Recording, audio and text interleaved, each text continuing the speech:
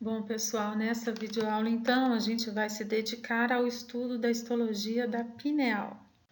Pineal é uma glândula formada por tecido nervoso que, do ponto de vista embrionário, deriva-se por evaginação da parede do tubo neural na altura do diencéfalo. Essa evaginação, então, ela vai crescendo e ela é acompanhada por um crescimento aí da luz do tubo neural, que forma uma espécie de bolsa, né, nesse tecido que está crescendo aí na região dorsal do tubo neural. Bom, o que acontece? As células da parede do tubo neural, elas vão começar a proliferar, vão invadir essa cavidade dessa bolsinha que está se formando, que vai se tornar pineal. E essas células vão se diferenciar em dois tipos: em células secretoras de hormônio, que são os pinealócitos, e em células de sustentação, que são as células intersticiais. Essas células intersticiais, elas são semelhantes aos astrócitos do tecido nervoso central. Ao mesmo tempo em que as células vão proliferando e preenchendo aquela cavidade inicial, o tecido conjuntivo da pia mater também cresce para o interior da glândula em formação, vascularizando a glândula, né? Inervando e vascularizando a glândula, capilarizando, inclusive, certo? Bom, na fotografia que vocês estão vendo aqui, na parte inferior do slide, é uma lâmina de pineal mostrando aí para vocês as células. Aqui o aumento é muito pequeno, não dá para perceber a presença dos capilares sanguíneos, e o que mostra, o que chama atenção aqui são os corpos arenosos, que são concreções calcárias típicas da glândula pineal.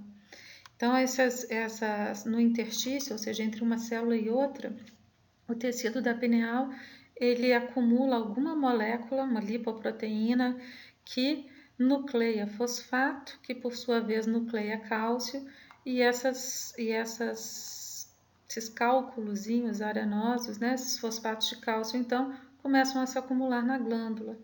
Como a glândula se situa na linha média do corpo, ela acaba sendo útil durante ressonâncias, durante exames de imagem, para servir como marcadora da linha média do indivíduo, né? Então, através dessas concreções se percebe exatamente aonde é a linha média do encéfalo.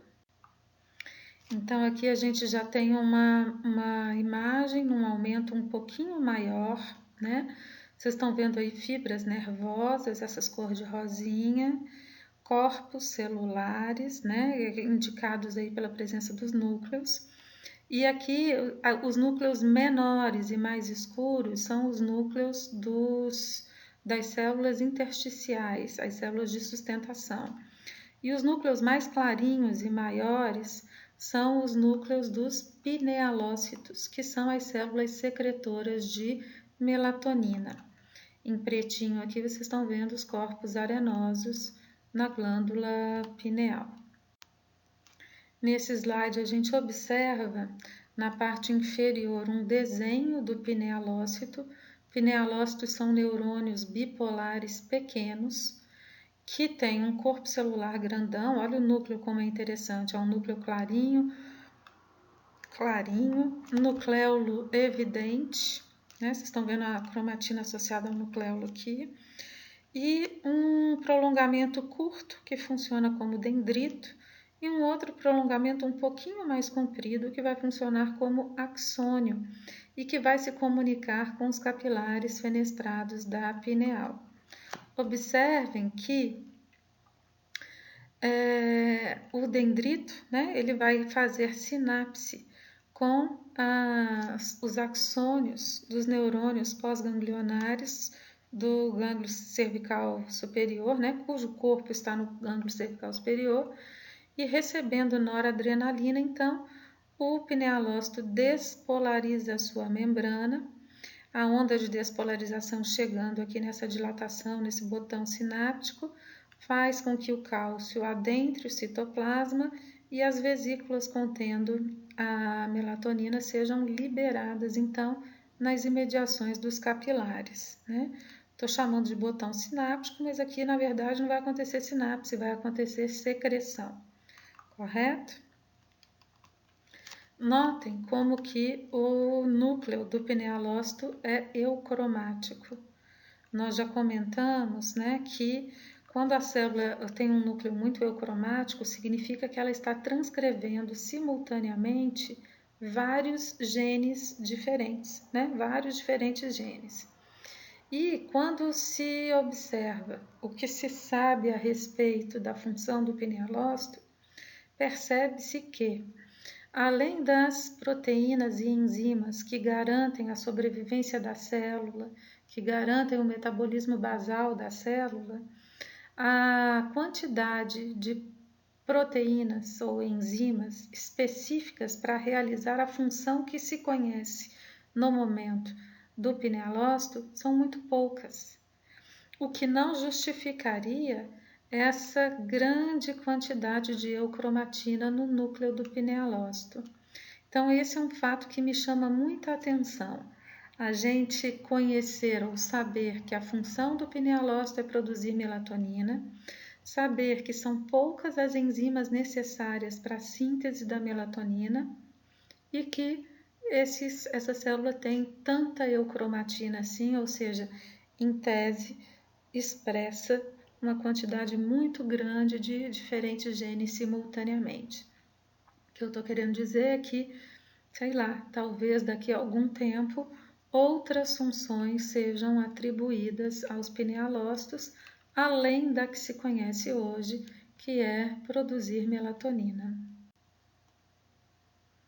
Na videoaula anterior, eu comentei com vocês que a maioria dos hormônios é controlada por feedback negativo, mas que existem exceções. E a melatonina é uma dessas exceções. Então, ela não é controlada por feedback negativo, de modo que a administração exógena, ou seja, a administração de medicamentos de melatonina, não suprime a produção natural, a produção da glândula, que é o que acontece quando se administra hormônios que são controlados por feedback negativo, né? Então, se você administra testosterona numa pessoa, você suprime a produção endógena, a produção natural. Se você administra cortisona numa pessoa, você suprime a produção de cortisol. Mas no caso da melatonina, isso não acontece, porque ela não é controlada por feedback negativo, e sim pelo ciclo circadiano, pela presença, ausência de luz. Outra característica interessante, mas que não é exclusiva dela, é que ela ela é transportada no plasma, né? Ela viaja no corpo conectada, ligada à albumina, o que não é privilégio dela.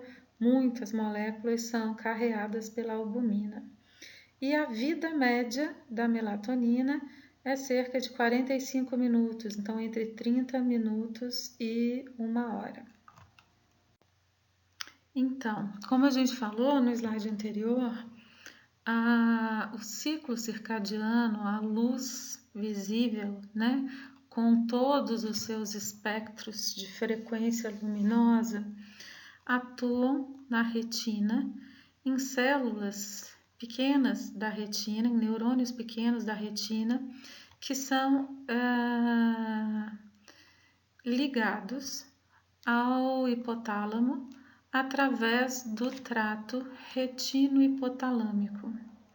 Então, no núcleo supraquiasmático do hipotálamo residem neurônios que estão conectados com um sistema de ativação da pineal.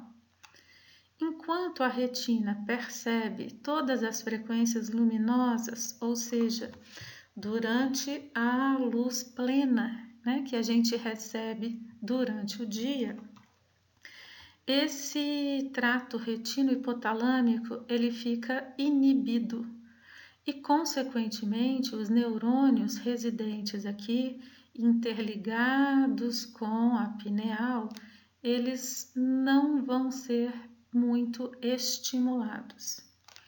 Ao final do dia, né, à medida que o sol vai se pondo e que as frequências luminosas elas vão modificando a intensidade delas, essas células, esses neurônios específicos da retina, que foram descobertos só agora, no começo desse século, eles deixam de exercer esse efeito inibidor e então os neurônios do núcleo supraquiasmático começam a ativar neurônios localizados na coluna intermédio lateral, na região da medula torácica, na região torácica da medula, e esses neurônios sendo ativados vão estimular neurônios do gânglio cervical superior. Esses neurônios do gânglio cervical superior, então, emitem axônios em direção à pineal e vão liberar noradrenalina nas imediações dos pinealócitos, estimulando então a produção da melatonina. Ou seja, na ausência de luz ou na diminuição do espectro luminoso, o sistema de conexão entre hipotálamo e pineal é ativado e a pineal então aumenta a secreção de melatonina. Na presença de luz plena, o trato retino-hipotalâmico fica inibido e a pineal então vai produzir pouca quantidade de melatonina ou picos pequenos, picos baixos de melatonina. E por que eu estou falando que mesmo na presença de luz a gente tem produção de melatonina? Porque, como qualquer hormônio, a melatonina é produzida durante o dia inteiro em picos que variam de intensidade e de frequência. Já fizeram experimentos com pessoas enclausuradas em solitárias, né? Locais onde fica o dia inteiro sem luz, e perceberam que essas pessoas elas têm produção de melatonina, elas têm picos de melatonina de tempos em tempos, o que significa que esses neurônios do núcleo supraquiasmático eles têm algum mecanismo interno de despolarização espontânea de suas membranas. Então, a luz é um importante controlador do sistema de produção de melatonina, mas a produção de melatonina ela não é 100% dependente da ausência de luz e ela não é 100% suprimida na presença de luz, correto? Então a luz influencia bastante, mas ela não é absoluta aí nesse controle de produção da melatonina. Bom, como a gente comentou, a melatonina ela é estimulada pela liberação de noradrenalina nas imediações dos pinealócitos, né? E aí, na presença dessa noradrenalina, o pinealócito produz enzimas que vão então transformar o triptofano em serotonina e, especialmente, a serotonina em melatonina.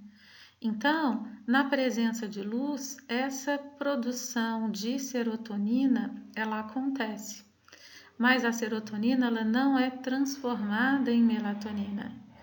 Na ausência de luz, com a ativação do sistema simpático que estimula o pinealócito, então a célula secreta não, né? Produz e libera no citoplasma a N-acetiltransferase, que transforma a serotonina em N-acetilserotonina e depois, em seguida, uma enzima hidroxindol-metiltransferase ou ortometiltransferase transfere ou transforma essa N-acetilserotonina em melatonina, correto? Então, pessoal, o que acontece, né? Resumindo aí o que a gente viu no slide anterior. Na ausência de luz, pequenos neurônios da retina, eles passam a transportar estímulos, ou seja, eles polarizam sua membrana e através dos seus axônios, que formam as fibras do trato retino-hipotalâmico, eles ativam neurônios do núcleo supraquiasmático. Esses neurônios ativados, então, despolarizam suas membranas e esse estímulo é levado até a medula espinhal através das fibras do trato hipotálamo espinhal. Essas fibras vão fazer sinapse com neurônios localizados na coluna intermédio lateral, na região torácica da medula espinhal, que uma vez ativados, vão fazer sinapse com neurônios do gânglio cervical superior. Esses neurônios, então, através dos seus axônios, que formam as fibras pós-ganglionares, fibras simpáticas, vão se dirigir à pineal e liberar noradrenalina nas imediações dos pinealócitos, que vão então expressar genes que codificam a transformação de serotonina em melatonina e vão exocitar a melatonina nas imediações dos capilares sanguíneos da pineal. Bom, e qual é a ação da melatonina no nosso corpo? A principal ação é induzir ao sono, diminuir o metabolismo e induzir ao sono. Para que isso aconteça, a melatonina age em várias partes do corpo. Então, diminui a digestão e o peristaltismo, diminui a temperatura corporal, diminui o ritmo cardíaco, diminui a pressão sanguínea e um efeito interessante da melatonina, que muita gente inclusive resolve administrar exogenamente, é diminuição da ansiedade. Então, esse é um efeito benéfico da melatonina, ansiedade que é uma característica tão prevalente na sociedade atual, Outro efeito positivo, tudo isso é efeitos positivos, fisiológicos, e normais. Um efeito positivo que se verificou com a administração de melatonina é uma melhora na resposta imunológica, uma ativação do sistema imune. Na verdade, diminuição de melatonina interfere negativamente na capacidade de resposta imune. E outro efeito interessante, positivo da melatonina é melhorar a memória. Bom, através de estudos, muitos deles feitos in vitro e, portanto, sem garantia de fidedignidade in vivo, Outros, muitos deles feitos com testes em animais de laboratório, esses estudos verificaram que a melatonina ela tem uma correlação negativa com intolerância à glicose e com a resistência à insulina, ou seja, quanto maior a quantidade de melatonina, menor a resistência à insulina e menor a intolerância à glicose, ou seja, melatonina melhora os níveis de açúcar e a resposta à insulina das pessoas. Outra correlação negativa é com a dislipidemia. Então, quanto maior as taxas de melatonina, melhores são os perfis lipídicos do indivíduo. Também se correlaciona negativamente com a obesidade. Quanto maior a taxa de melatonina, menor a obesidade. Tudo isso, essas correlações que eu estou fazendo aqui, são resultados de experimentos que foram feitos em laboratório, às vezes em animais de laboratório, às vezes com células, culturas de células, e que não necessariamente vão se reproduzir em humanos vivos, em vivo em humanos. Mas as correlações são todas muito positivas, E outra correlação muito interessante foi com o desenvolvimento e a formação de tumores no trato reprodutor feminino. Então, quanto melhores são os níveis de melatonina, menor é a tendência para a formação e menos se desenvolvem os tumores do trato reprodutor feminino.